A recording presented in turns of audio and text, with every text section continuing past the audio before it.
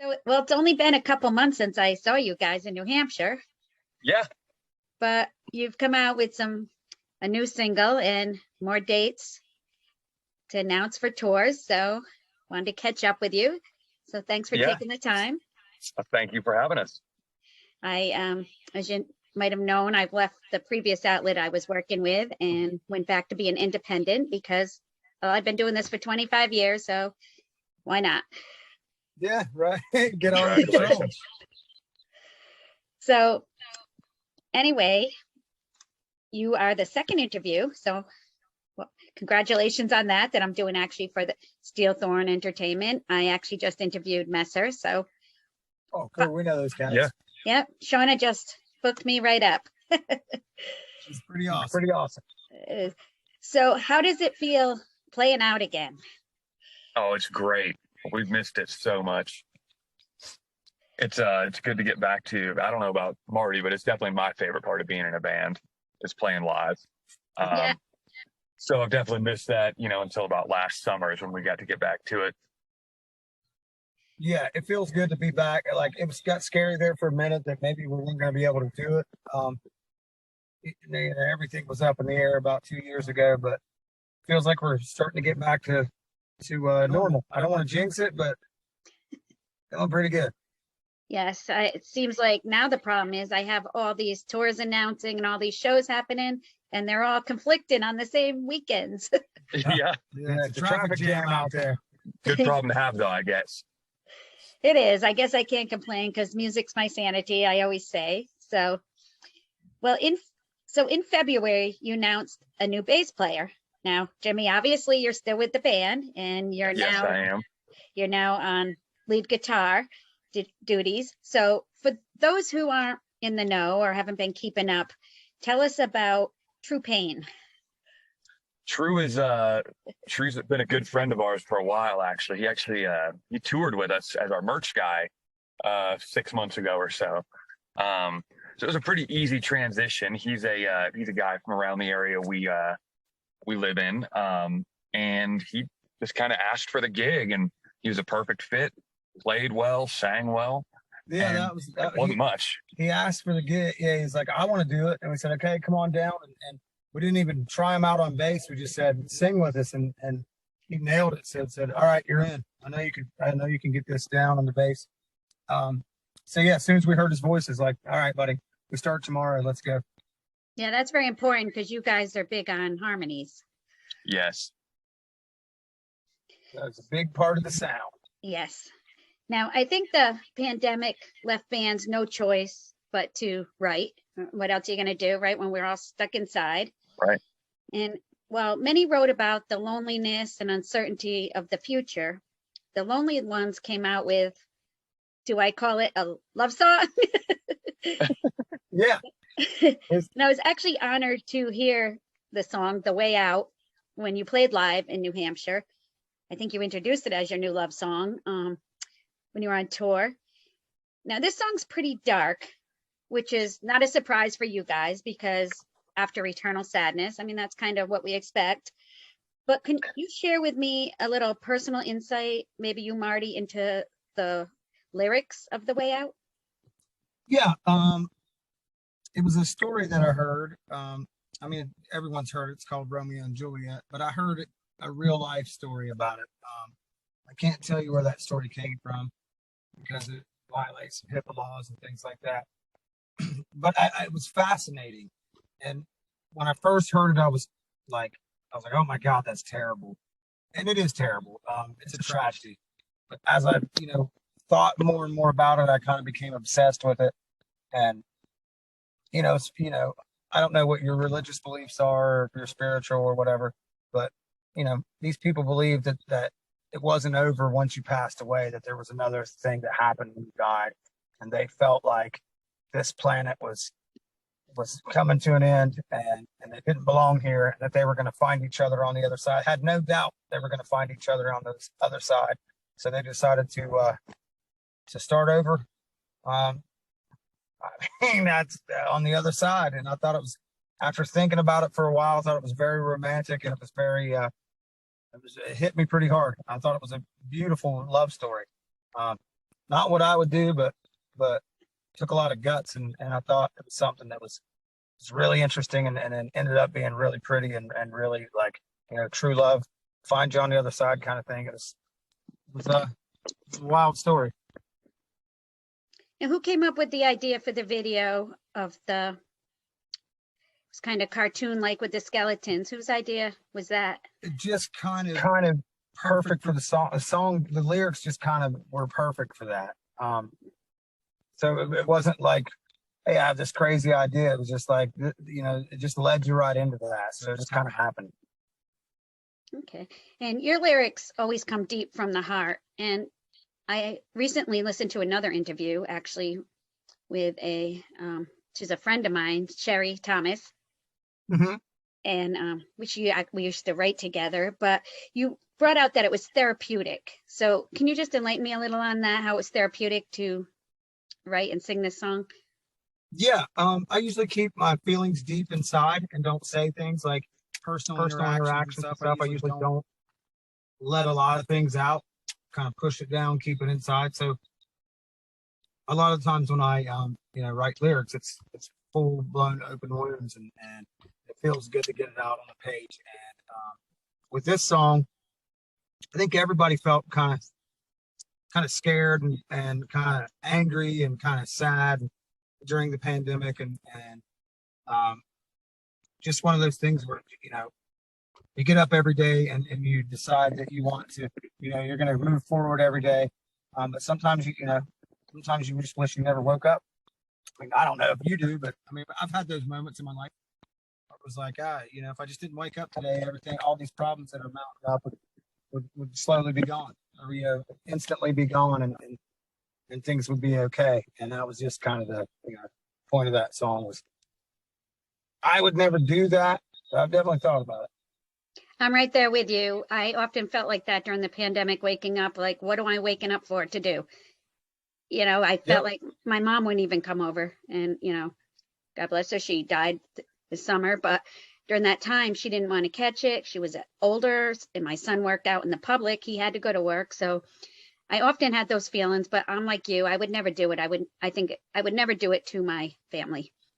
Yeah. That's what, that's what keeps a lot of people hanging on. Right.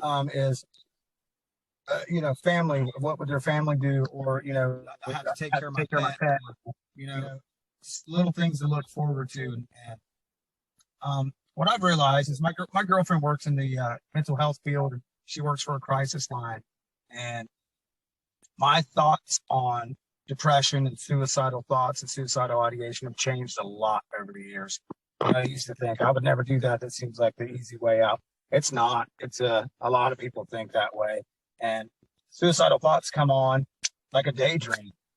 It's not something where you're sitting there thinking about horrible things. It's like, the way you would daydream about, I'd like to be a big rock star, or I'd like to, go on a cruise, or I'd like to live on a beach. Those are the way they come in. So it's not this heinous, terrible, person that thinks about these things. These just pop into your head as fantasy.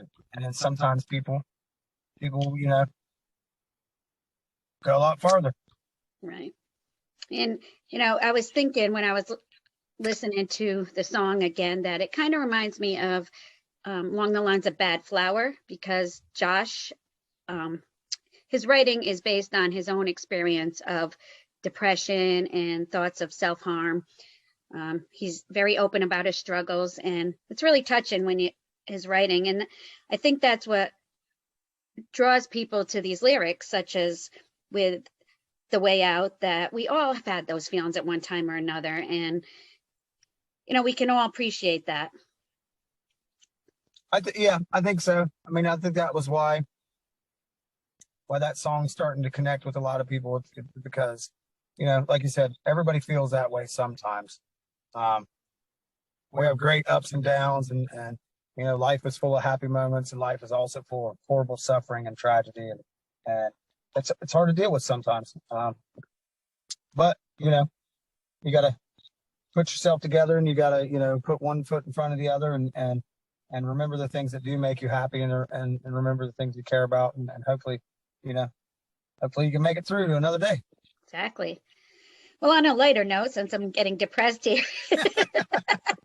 what are your tour plans for this summer? I know you have, I think Shauna told me you were actually packing today because you do go on tour in just a couple days. So where are you headed?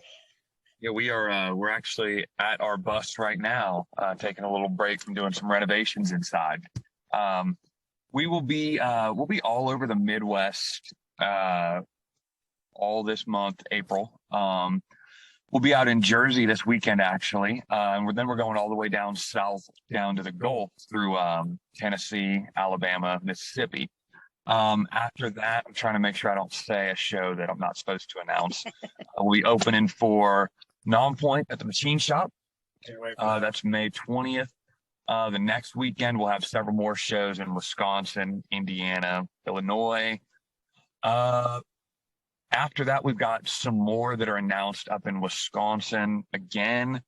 And then beyond that, I'm a little foggy on what I'm allowed to say at this point. I've forgotten what's announced and what's not that far out. Yeah. We're just, tour, hit the road. We've got the music. We recorded a lot during the pandemic. And now it's time to go out and look people in the face and play it live and hit the stage. And it's the fun part now. It's the time where we get to go out and the camaraderie is high and the morale is high and go see people. People that we haven't seen in 2.5 years, go look them in the face and play our guitars real loud through PA systems all across the country. Yes. Are there any particular cities that you're interested in playing? I know the Machine Shop seems like a highlight for all bands. And the Machine Shop is always great. They got Big John's Sandwich Shop next door. One of the best cheesesteaks you can get. Kick-ass cheesesteaks. Columbus, Ohio. Columbus, of course. April 16th at the Newport. The Newport's a famous venue. It's our hometown now. It's become our hometown, and we love it here. But all of them, I can't wait to get on the road and play every single town and every single state, and just get out there and hit the guitars loud, man. Hear a kick drum coming through the sound system, shaking things off the walls. Well, I know I just saw you a couple of months ago, so I'm spoiled. But I hope you come back to the East Coast again soon. Oh, we will. Absolutely, yeah. And Speaking of things I can't announce yet. Yeah. Well, I'm also booking at a venue now in Providence. So What venue? at FET in Providence. Oh, I love that. Oh, yeah. I'm now booking there. So if you want to come, I would love to have you guys there. You might be hearing from us. Yes, Absolutely. That's I'd awesome. love to. That's kind of a new thing. I've used to do booking a long time ago, and they asked, I didn't think I'd ever do it again, but they asked me to spearhead a team to keep rock, metal, punk, any of the heavier stuff in there. So I have a You know partner. everybody. Yeah, You so know us all. I have a partner and we're booking there and we're very excited about things to come. We've just started. We've only had one show there, but we both have done booking in the past. He used to work with Paul Crosby at 434 Management. So we're Awesome. excited. And but like I said, I know you have more dates to announce that you can't say. So keep doing what you're doing. I look forward to seeing you. I just wanted to keep everybody updated what's, with the new music and what's coming up. And yeah, I think everybody's so finally much. starting to get out there. Yeah. Hi, everybody. Staying busy. Yeah. Hi, everybody. We're coming to a town near you real soon. If it's not on the list, It will be on the next It will list. it'll be another list. Yes. You have a couple years to make up for, right? You Absolutely. ain't lying about that. Yes. And for those that don't know where to find you or those that don't know who you were, maybe they were familiar with Bovaflex in the past. You are a separate band, but you still have, some of the same members. So where can those that aren't familiar find you on the social media? Zanga, Friendster, MySpace, Napster. I'm joking. I was gonna say, I'm not familiar with those too much lately. Check out our Friendster page. No, anywhere that anybody goes to get music, social media, streaming service. If you go there, we're there. Yeah, type in the lonely ones, we pop up. Easier for me to say that than give the long list. If you get your music somewhere, we're there. Right. So people can just look for the lonely ones and they'll find you. Yep. You guys have a great fan page on Facebook. I've been part of that Oh, yeah. since the first time I interviewed you. So you got a lot of support there. I think it's Yeah. the only Phil ones. Perkins runs our fan page. He Yeah, runs a but tight ship. Yes. I met Phil online the first time I interviewed you because he had a question he wanted me to ask. So All right, what's that question? Oh, that was the first time I interviewed you, so I don't know Oh. what it was. You mean he hasn't sent you a second question yet? He's slacking. We'll No, call Phil not right another after this one. is over. He probably knows more than I do. So, well, thanks again, guys, and safe travels. Thank you. Thanks so And I much for having us. Congratulations on the new show. Yep. And thanks for having us as your second guest on. That really means a lot to us. And good luck with the booking and at the fest, man. That's awesome. Hopefully we see you soon. Yes, hope to get you in there. Yep. Okay, talk to you soon. Sounds good.